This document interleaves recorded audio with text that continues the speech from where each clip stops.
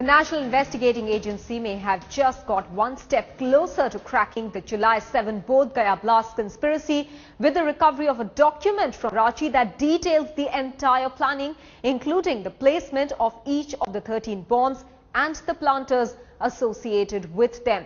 NIA sources tell Headlines today that the documents found provide further proof of Indian Mujahideen's involvement. The document shows that the blasts were planned by Indian Mujahideens Tehseen Akhtar and Haider Ali and include the same planters as that in October 27 Patna blast. The chart's matrix reveals Imtiaz had planted bombs near the monastery in Bodh Gaya. His accomplice, Enul alias Tariq, who died after being injured while planting bombs at Patna railway station, had planted bombs at Targar monastery.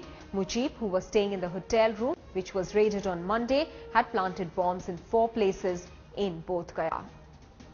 Kamaljeet Kaur Sandhu is now joining us with more details. Kamal, as we see this case being probed, the Patna blast, some more and more links are emerging between the Bodh Gaya blast and the Patna blast as well. Well, definitely, the NIA has always been suspecting that the same group had carried out blasts both in Patna and the one seized even in Ranchi and the one found in Bodh Gaya. Remember, there were multiple blasts which were carried out, but the fact remains that even though there were certain similarities, there were a lot of differences. So yes, they have 2 types of IEDs as is suspected by the NIA who is investigating the case. They're saying it's perhaps the same group, and that is why they're looking out for Haider, who they believe is the same man that the release of the sketch was given out from the CCTV footage. And now that is how they're really closing in. But remember, incriminating documents were found out in the raids on IRM Lodge, which is in Ranchi, and they're saying where live bombs were found. So obviously 9 live bombs we found along with documents is incriminating proof of Indian Mujahideen.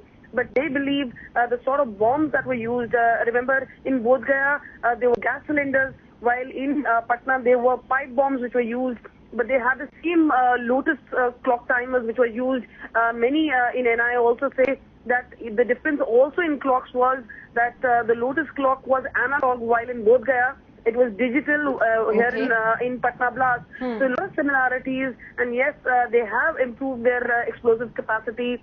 There is this new Ranchi module. Right. Remember, after there was a lot of pressure on Darbhanga module and arrest in the past 2 years, including that of Yasin Bhatkal, who's the kingpin of Indian Mujahideen. Tehseen Akhtar emerged, and he created a new group of people from Ranchi, and this group is now being exposed. Suspects are on the run. Kamaljeet Kaur Sandhu, many thanks for joining us with all those details.